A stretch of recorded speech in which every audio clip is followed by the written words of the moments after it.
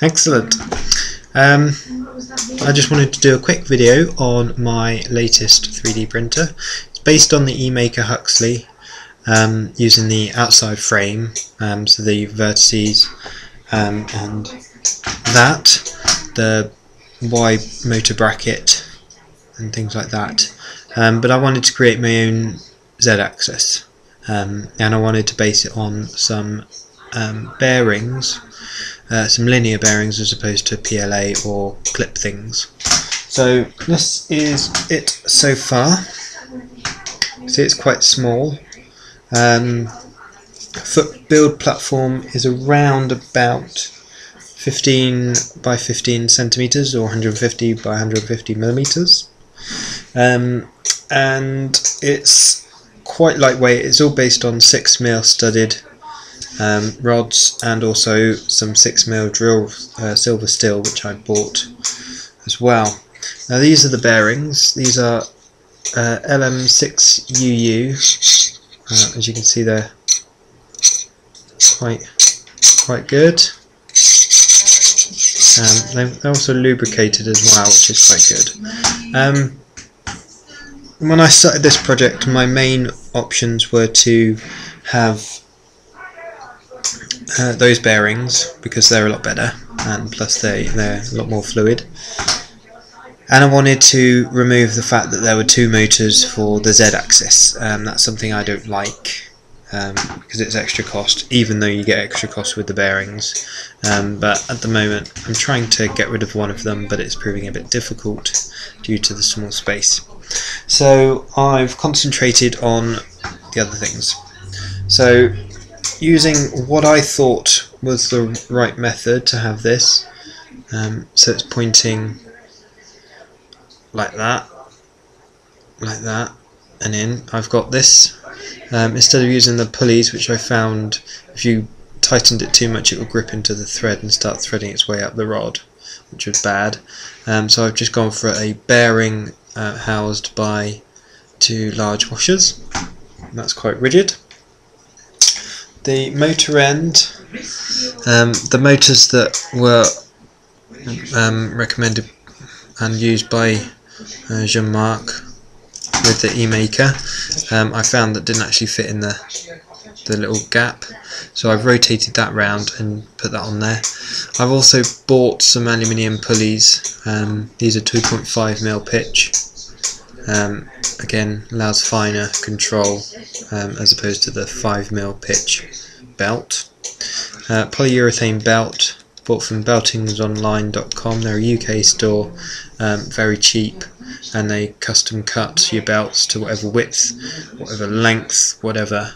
So this is actually an open-ended belt.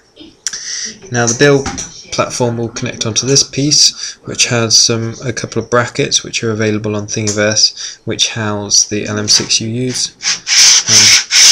Quite fluid. Now that works. It's not as smooth as I wanted it, but it's because I drilled this from 4mm to 5mm at a slightly dodgy angle, so that's why it goes like that. That is alright. Now this is my problem. I've got these two here. I want one of them, and I want a pulley that ideally is down here that goes through here. Having this underneath means that can't happen, which is why I'm trying to concentrate on something else at the moment, and then I'll come back to that. So again, we've got some nice linear bearings, and I wanted a bracket to fix them onto, so I can have a bearing like the normal Huxley has onto the screw thread. So this is my little bracket I am partially designing, and just using it. Just fitted there.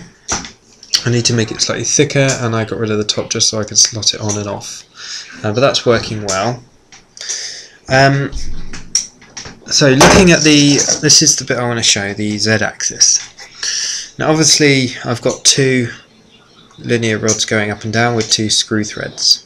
So that distance was set, and that is the distance I want.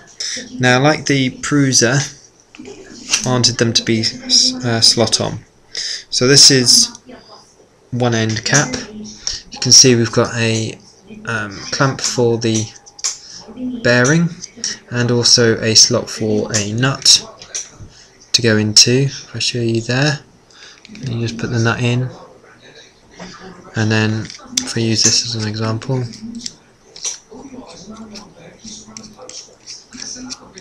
it actually gets clamped in as it goes up and down. What I will do is make this side slightly thicker because it's a bit flexible. I must say, trying to get those holes cut at an angle there was slightly, you can't really see it, was slightly difficult in SketchUp, but I've now learned how to use intersections. There's a hole cut out the side here which allows a bolt, a slightly smaller bolt, to go through. That bolt I haven't got here. Okay, I should just demonstrate with this. There you go, allows a nut to be placed along there. So that on this side, what you put in here is a bearing. I've taken it all out, I haven't got it unprepared. And then what will happen is the belt actually goes around this and exits through a large hole across here. You can see there, the hole there. So this goes on one end. The other end is with motor attached. Now again, using 6mm rods. The spacing between these is too small because it's actually hitting on the gaps here. Now what I've done is, down there is another belt, and then there is a series of holes that run through here all the way to here. You might be able to see that in there. Just about see the holes. No, not quite.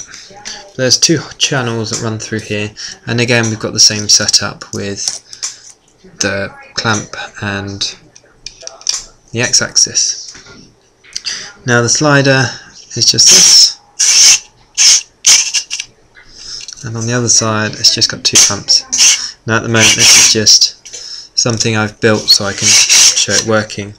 The good thing I like about this is it actually slides over that, so it gives you a little bit more room. So all in all,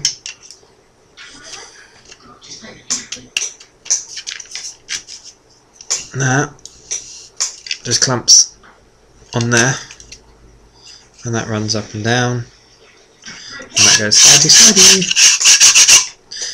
What I'm about to do now is to print one of these which is slightly wider and allows me an extra 10mm gap here. So we shall see how that goes.